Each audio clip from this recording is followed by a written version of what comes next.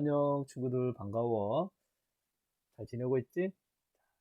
우리 지난주 보니까 많은 친구들이 큐티 해서 이렇게 축복의 롤렛에 이름을 올렸던데 이번 주는 더 많은 친구들이 한번 올려서 우리 같이 행복을 나누면 좋겠어. 화이팅! 자, 이제 이번 주 우리 큐티 클래스 시작합니다.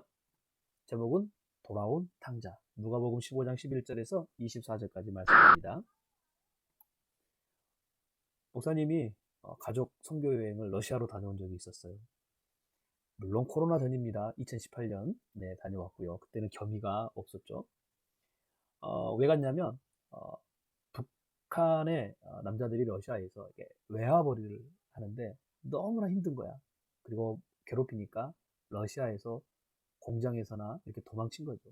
그 사람들이 유리방황하고 또 북한 당국에 걸리면은 사형을 당하든 아니면은 북한으로 쫓겨나서 참 그들의 인생이 불쌍하거든요. 그래서 그들을 도와주기 위해서 한 2주 정도 다녀왔는데 이때 약 10일간의 사역을 마치고 돌아오기 전에 그 모스크바 다음에 제일 큰 관광 도시로 유명한 어, 상트페테르부르크에 겨울 궁전이 있는데 거기에 에르미타주 박물관에 다녀오게 됐어요.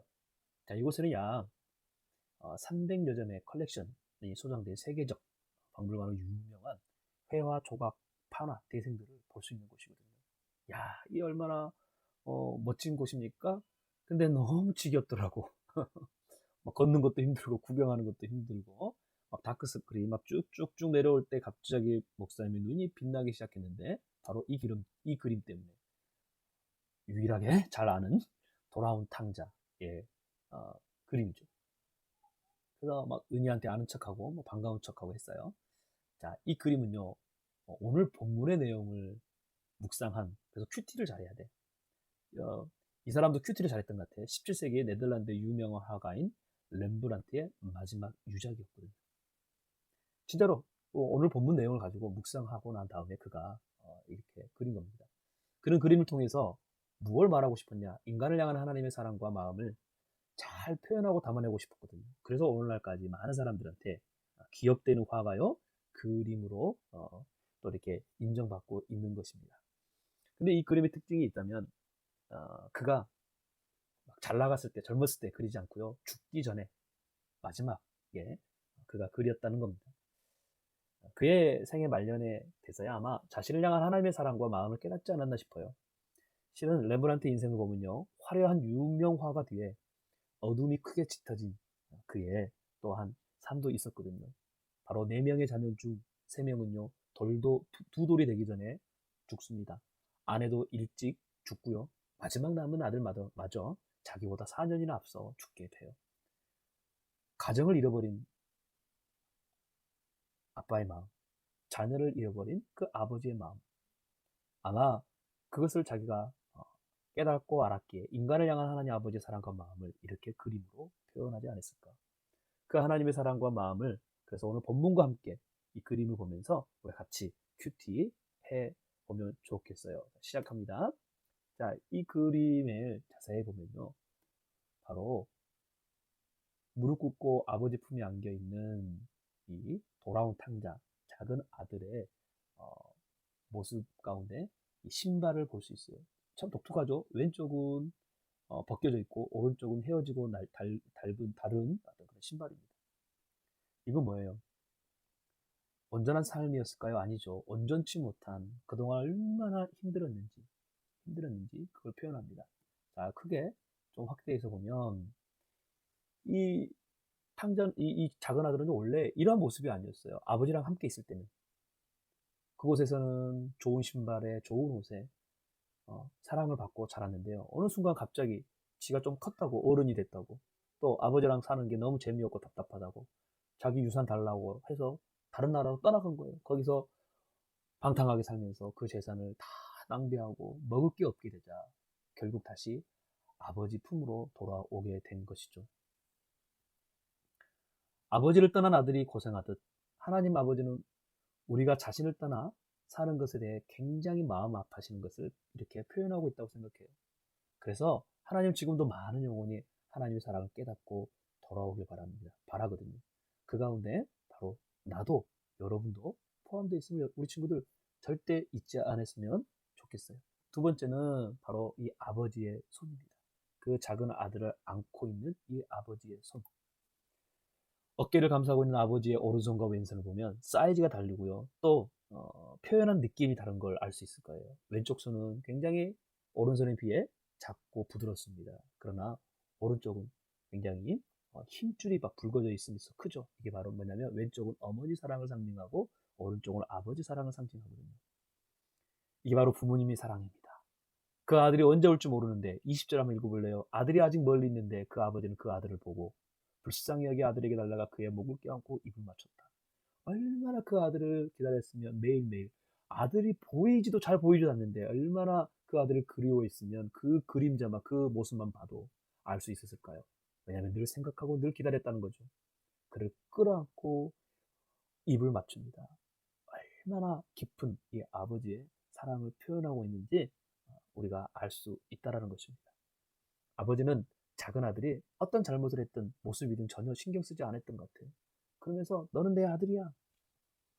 걸음한 옷을 입든 신발을 신었든 상관을 하지 않았어요. 오히려 그에게 좋은 옷을 입혀주고 손가락에 반지를 끼우고 좋은 신발을 신기며 잃어버린 내 아들이다 라고 이야기합니다. 그런데 아들은 돌아올 때 그의 마음은 그렇지 않았어요. 내가 아버지께 잘못을 지었는데 어떻게 아들이라고 할 수 있을까? 나는 차라리 조옥이라도 나를 받아줬으면 좋겠다 라고 생각했던 거죠. 우리도 마찬가지입니다. 우리가 어떠한 잘못을 했든 간에 내 양심이 어떻든 간에 내 생각이 어떻든 간에 하나님의 마음은 우리를 향해 이렇게 늘 말씀하시는 거예요. 너는 내 아들이다. 그리고 하나님은 내가 너를 기뻐한다. 그렇다면 하나님의 사랑과 하나님의 마음을 아는 게 무엇이냐? 바로 그분의 손을 내미는 손을 우리는 그저 잡으면 된다는 거예요. 예수님의 사랑을 우리가 어떻게 할 수 있을까? 그 십자가의 사랑을 어떻게 할 수 있을까? 그 하나님의 사랑의 손을 내미는 손을 우리가 잡고 아버지라고 부르면 된다는 거예요. 왜요? 우리 하나님은 늘 우리 가운데 이렇게 말씀하시거든요. 내 아들이 죽었다가 다시 살아났다. 이 아들을 잃었다가 이제 찾았다. 이렇게 그들은 잔치를 벌이기 시작했다라는 말씀처럼 하나님은 우리가 돌아오기만 한다면 너무너무 기뻐한다는 거예요. 오늘 쭉 말씀 읽으면서 사실 저는 탕자가 아닌데요. 작은 아들이 아닌데요. 라고 할 수 있겠죠. 근데 우리가 청소년 시기를 보낼 때면 이런 생각이 자주 찾아올 때가 있어요. 우리가 때로는 작은 아들처럼 하나님 아버지의 사랑에 갑갑하고 답답해질 때가 있다라는 겁니다. 막 갇혀 있는 것 같아. 오히려 작은 아들이 아버지 집에 있을 때보다 세상이 더 즐겁고 재미있게 느껴진 것처럼 여기 있으면 너무너무 힘든 것 같아. 하나님 말씀 사는 게 힘들어. 하나님 뜻대로 살아가기가 너무 힘들어. 어떤 일을 결정할 때마다 기도해야 되고 이러한 삶이 너무 싫어. 내 마음대로 살고 싶어. 내가 하고 싶은 대로 살고 싶어. 한마디로 너무나 지루하게 느껴지고 재미없어지고 지겨워하는 게 어쩌면 예수 믿는 우리 많은 친구들의 그러한 작은 아들과 같은 생각이라는 거죠. 그러면서 자유를 찾아 떠나는 것이 내가 원하는 거, 내 꿈을 향해 내가 살아가는 것이 정말 어른이라고 생각하는 것처럼 자기 마음대로 하고 싶어 하죠. 하지만 오늘 말씀과 그림 묵상을 하면서 우리가 하는 것은요. 뭘까요? 아직까지도 우리가 하나님의 깊고 넓은 사랑을 모르고 있다는 사실입니다. 다시 말해서 하나님의 사랑이 메말라 있으니 마치 맨 땅에서 헤엄치다 보니 재미가 없는 거예요. 지루한 거예요. 답답한 거예요. 그리고 그 안에서 기쁨과 자유함을 누릴 수 없다는 겁니다. 아니에요. 이제 하나님의 사랑을 우리가 더 경험하고 더 채워가잖아요. 우리의 삶 속에. 그럼요. 우리가 유유히 거기서 수영도 하고 헤엄도 치고 점프도 하고 정말 청펑청펑거리며 기쁨과 자유함을 누리는 그러한 삶을 살아가게 될 겁니다. 그래서 하나님의 사랑은요. 답답한 사랑이 아니에요. 오히려 딥한 딥한 목사님이 마지막 맺으면서 좀 썰렁하게 맺지만 그러나 기억하세요. 답답함이 아니라 딥한 깊은 사랑을 우리가 잊지 맙시다. 아멘. 우리 함께 시간에 기도하겠습니다. 하나님 사랑에 감사합니다. 아직까지도 내가 경험하지 못한 하나님 사랑으로 하나님 사랑을 때로는 오해하고 이해하지 못했던 저의 모습을 돌아봅니다. 앞으로 더 하나님의 깊은 그 딥한 사랑을 누림을 통해서 하나님의 사랑을 통해서 기쁨과 즐거움을 날마다 누리게 하여 주옵소서. 예수님의 이름으로 기도합니다. 아멘. 우리 친구들 또 다음 주에 만나요. 안녕.